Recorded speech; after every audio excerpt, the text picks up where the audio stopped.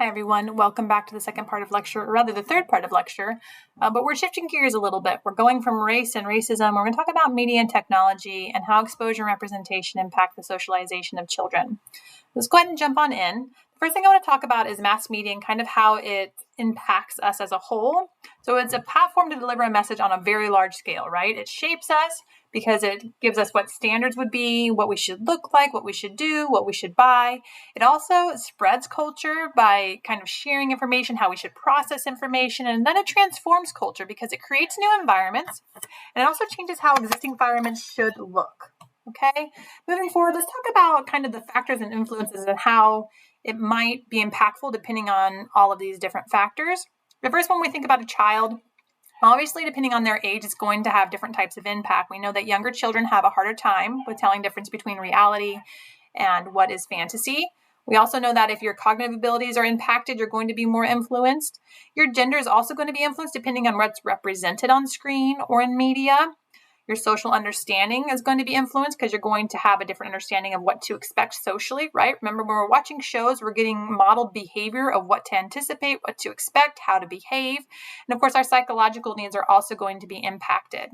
Additional factors include family. So your socioeconomic status is going to depend on whether or not how much you're influenced or impacted, I should say, especially because it might have to do with how much TV and media you're consuming. Chances are, if you're more lower socioeconomic status, you might be more engaged in repeated exposure or a lot of engagement in TV or media. Another thing that impacts it is the time and other leisure activities. The idea that if you are engaged in lots of other activities, you're not going to spend as much time in front of the TV or in front of mass media. So if you're engaged in sports or extracurriculars, you're not going to be so much in front of the TV. The last impact around family is adult supervision. The idea that if you have an adult sitting next to you while you're engaging in these activities, you're more likely to have a conversation if something arises. An adult's more likely to ask you questions. It actually might be more of a learning event depending on what you're watching. And if something that is not age appropriate comes up, adults are more likely to put a stop to it, and you will not engage in continuing to watch whatever you're watching that's not appropriate. So those are big factors around what might influence how it impacts you. We also see what's called bidirectional variable. And this is the idea that in order to engage with a lot of media, what you put in and then what you get back changes. So if I know a lot about programming, what I put into social media is going to be different than somebody who doesn't know a lot about it. I want you to think just generationally speaking right now and think about your social media apps, Facebook, Twitter, all of those things, and think about how the younger generations are able to access that type of media. It's a bidirectional variable. They can put much more in to get much more out versus maybe their grandparents who have very limited exposure and were not raised with these types of media. It's much more difficult for them to put things in and get things out. Conversely, maybe because there's more knowledge around that area, they might be getting more, I don't want to say accurate things, but not as narrow of a viewpoint where their grandparents who have less access might be getting more. So you can see, depending on what you know and your ability to access the platform, you're going to have this bidirectional variable. You're going to have a different experience than somebody else is. And that's going to impact you and how it impacts your socialization. And there's different theories on how screen media might impact children. The first one is the social cognitive theory. We're going back to thinking about, if you know Bandura, this idea that what you watch, what you observe, you imitate. That's the idea of what's happening here. So children learn by observing and modeling behaviors. He would say that, for example, if you're familiar with Tom and Jerry, if you're not, let me just tell you a little bit about it. It is an old-fashioned cartoon where the cat continuously tries to catch the mouse, and the mouse is also very aggressive back to the cat. There's a lot of aggression and violence in this cartoon. The social cognitive theory would argue that by watching this aggression, children will become more aggressive. Okay. There's also the cultivation theory, the idea that what you watch changes the beliefs about the world and the beliefs about behavior. And this is actually something that we see to be true, especially around people who watch the news a lot, because the news is going to pinpoint, obviously, things that sell or that you're going to tune into. And those things are going to be more negative in nature. For example, you might really feel like there's a huge homeless crisis in a city, and there might be a homeless issue, but the media is obviously going to enhance that and make it a bigger issue than maybe it is, right? So then that changes your thinking about that city. Okay, moving on. Let's look at a couple more theories. There's a motivation theory. The results depend on user and how it's used. So young children we know are more susceptible again to influence. So they're more motivated the motivation theory would be that they would change more rapidly because they are more susceptible. The displacement theory is the idea that replacing other age-appropriate activities disrupts development. The idea that if children are watching TV or engaging in video games or social media, they're not outside riding their bikes. They're not outside playing with other kids. They're not reading a book because they are now doing something else with media. All right, so that's kind of how the theories on how it would impact children and their socialization. Now, let's talk a little bit about the concerns for screens and how they might impact children overall. The first is social emotional skill development and relationships. Now, this comes down to the fact that because children are engaging so much with screens, whether that be video games or TV or movies or social media, they have less time to actually build real relationships outside of that context. And so because of that time that they're not spending engaging with other people, their social emotional skills are going to be impacted. The next one is going to be psychological or behavior development. The idea that when we look at how children are viewing things and imitating behavior, that might be impacted as well. The next one is physical health. We know that a lot of activities when involved with screens are sedentary. You're not moving around a lot. Short of a VR game, and even that, you're not really getting a lot of exercise. So when you're sitting around a lot, your physical health is going to be impacted. You're not going to be moving, getting your heart rate up.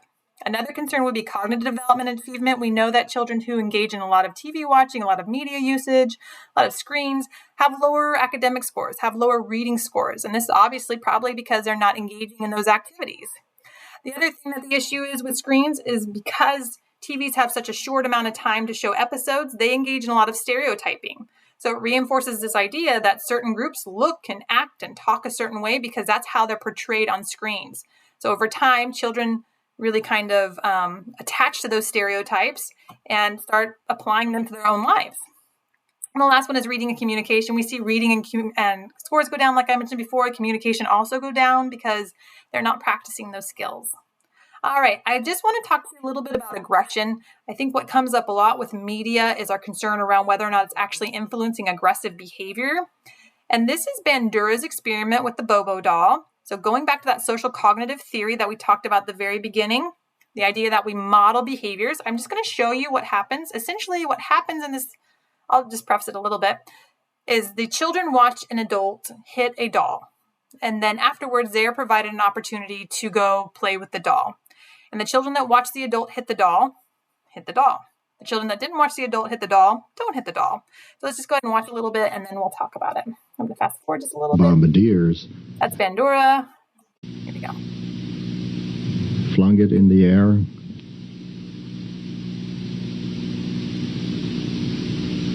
Kicked it repeatedly.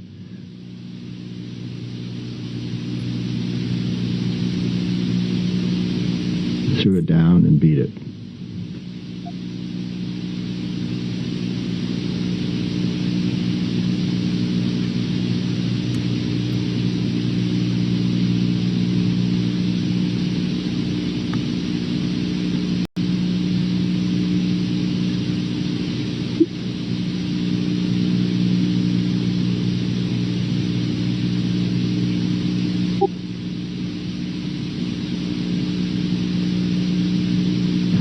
It was once wide. I'm going to go ahead and stop it right there. As you can see with Bandura's Bobo doll experiment, the children who did observe violence and aggression towards the doll engaged in violence and aggression towards the doll. It's really a strong argument for the social cognitive theory that we learn by watching. And in this case, if we watch someone be aggressive, we are going to learn to be aggressive. Now, is that always the case? Maybe not. There are other factors that we take into account when we think about violence and aggression. The first one being measurement. Now, there's 3 different characteristics we look at for measurement. That's role, prevalence, and rate. So rate, how often it occurs. The role, who is actually doing the violence. The prevalence, where is it showing up at? Is it in our cartoons? Is it in our news? How many types of media is it showing up for children? How prevalent is it? The next thing we want to take into account of how impactful violence and aggression are for children and their socialization is portrayal. How is it being portrayed? Is violence something that is being glamorized? Is it an attractive thing to engage in? Does it appear that that's an optimal skill children should want to take on? Now, when children watch the Bobo doll experiment, nothing happened to that adult from being aggressive. If anything, maybe it looked like it was fun, right? It was a little glamorized, that violence and aggression. So the portrayal really matters. How does it appear the interaction is taking place, and is it a good thing or is it a bad thing? The next thing we think about is the amount. How much are children being exposed to it? Again, we go back to how often is it occurring in the show and what types of media is it showing up in? Because the more obviously you're exposed to it, the more likely you're going to learn it and exhibit it. The next thing is introduction, and we want to think about what age things are introduced, but also the reality that for children, most often, their first introduction to violence and aggression and these frightening circumstances are going to be through media. And the recognition that they are probably not going to be of the cognitive age or social emotional skills to understand what's happening. Okay, so that's obviously going to be more impactful. If you are exposed to something that is frightening and you don't understand it and you don't know if it's real or pretend, it's going to have a much larger impact on you. The next thing is going to be attitudes, looking at, again, is it something that is acceptable in the show? Is it something that over time children are going to be desensitized to because they see so much of it? We develop a certain attitude towards violence and aggression by watching, and also by continually watching, we might be desensitized to it. Our attitudes might shift. The last one I want to talk about is arousal. And arousal is really important because we get a heightened sense of arousal and brain activity when we watch violence and aggression. And probably this from an evolutionary point of view of kind of that fight or flight, we get aroused, our brain arousal. And when we have that sense of arousal, we are more likely ourselves to act aggressive. So just by nature and of an evolutionary point of view, children who observe violence and aggression are going to have a heightened state of arousal and therefore scientifically be more likely to be aggressive. Okay? Those are all really important elements to keep in mind. Okay, let's talk a little bit about moral development. The first thing I want to talk about when we think about moral development is that children don't just watch children's shows. They also are watching adult television, whether adults intend for them to watch or not.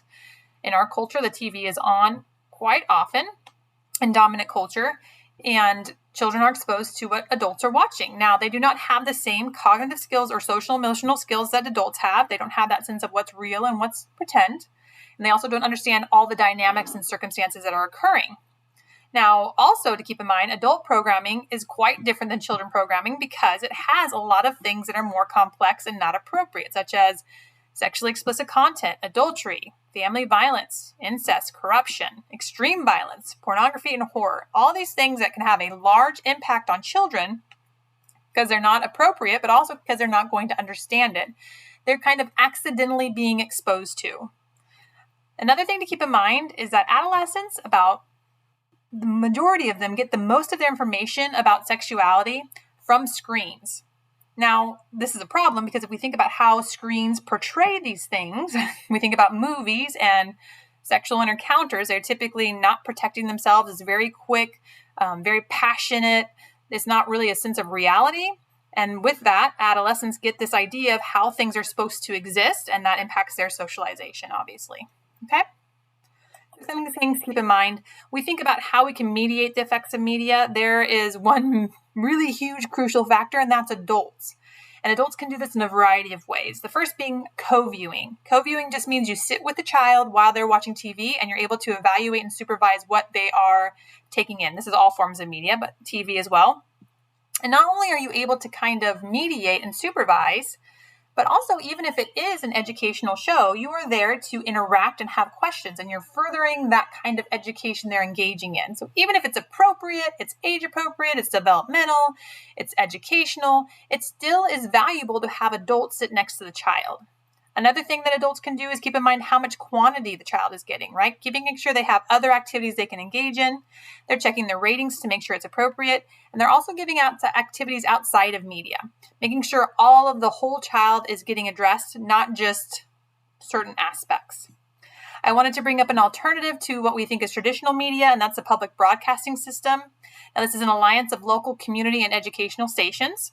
What's great about PBS is that they are very specialized programming. They are looking to meet the needs of the community.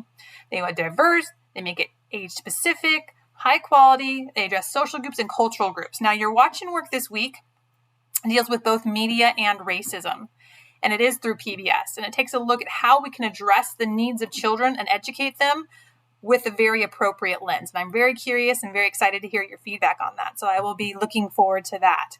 But I want to give you a heads up that it is from PBS, Public Broadcasting System. Now, last piece about media. We like to think that media doesn't belong in schools, and I am definitely somebody who enjoys, as you can tell, talking and being with you guys and helping educate. But there is definitely a place that media can be beneficial.